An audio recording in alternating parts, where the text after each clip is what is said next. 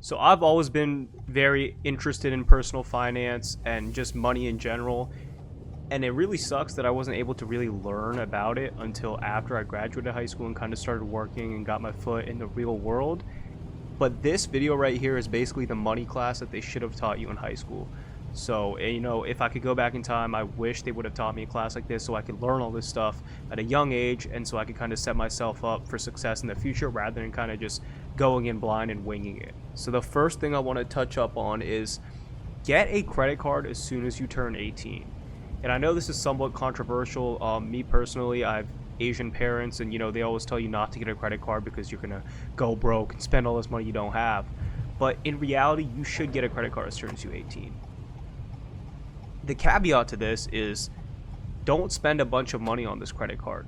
Starting off, you can get something called a secured credit card, which is basically you pay like a $250 security deposit, and after you've proven that you aren't an idiot with your money, they'll give you that $250 back, and you'll still get that card. You'll be able to make payments on it and start building your credit that way. These cards also have zero annual fees, so you don't have to worry about paying a certain amount of money every single year.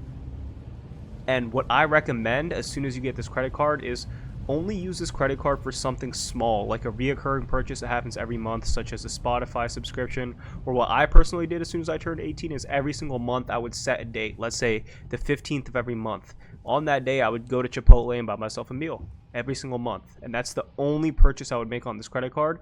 And that allowed me to, not have that risk of overspending while still building my credit at a good rate at an early age. And a big thing to touch on here is even if you think you're really good with your money, you should still tread lightly when it comes to a credit card.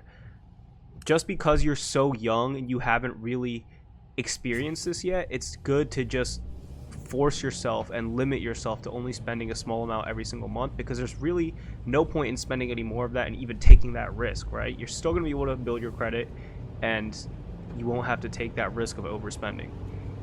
And good credit is important to build at a young age, especially starting at 18, because it'll help you down the line when you need to borrow money for a house or for a car. Even the richest people today still use credit cards because it gives you something in return for spending money that you would have already spent. Let's say you spend $250 in groceries every month. You're going to spend that no matter what. You might as well get something back for that, whether that's cashback, points, or travel credits. It's a good way, credit cards are a good way to put your money to work and build a reputation so that banks feel more comfortable lending money to you in the future. The next thing I want to touch on is open a Roth IRA as soon as you turn 18. This is something that I wish I had done. I didn't really understand even what a Roth IRA was when I was 18, and when I was that young, I didn't even care about retirement. I didn't even think about it. It wasn't even a thing on my mind. But a Roth IRA is basically a retirement account where you get to withdraw your money tax-free. So let's say it grows to $4 million. Guess what? You get $4 million tax-free. Sounds great, right? The only downsides to this is that you can only contribute $7,000 a year, and you can't take your money out until you're 65. That last part is a little bit circumstantial. There are certain ways you can take your money out, but it's better to pretend that you can't, because you shouldn't. And as a young adult, this may seem kind of crazy, like the fact that you're going to put a bunch of money into something you can't even touch until you're 65, and this is the exact same way I thought when I was 18, but this is by far the safest, easiest, and most predictable way to become a millionaire by the time you retire.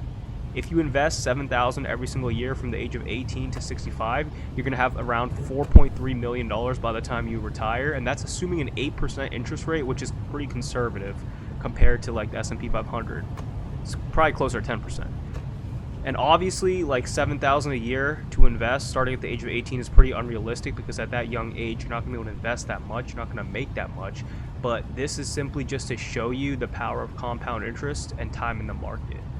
As you obviously get promotions in your job and you make more money, you can contribute more money,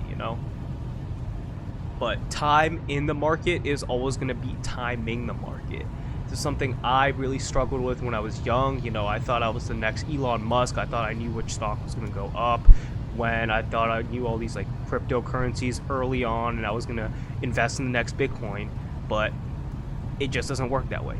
Stop trying to time the market and just invest early, invest consistently, and just have time in the market. Next thing I want to touch on is an emergency fund. you need, no matter what age you are, you need to create an emergency fund of at least 6 months.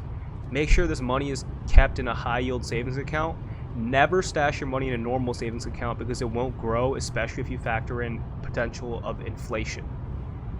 The money in a high yield savings account will grow annually by around 3 to 5% depending on which bank you choose, which is significantly better than a traditional savings account, which gives you like 1%, less than 1% APY. And the key with this is don't touch this money unless it's a genuine emergency.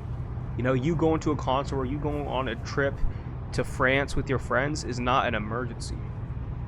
And the amount of money you have in here should be enough to keep you on your feet in case you lose your job or maybe your parents kick you out of the house. But keep in mind, this isn't something that you should solely rely on. The final thing I want to touch on is employer matches. So if your employer has a 401k match, use it. Many corporate jobs, or many jobs in general, are going to offer a 401k, which is another type of retirement fund, similar to the Roth IRA that we talked about earlier. But for this, they usually match up to a certain percentage each year. So no matter what, even if you don't care about retirement, blah, blah, blah, you want to stash your money in cash, at the very least, take the match. So let's say they match 4% every year.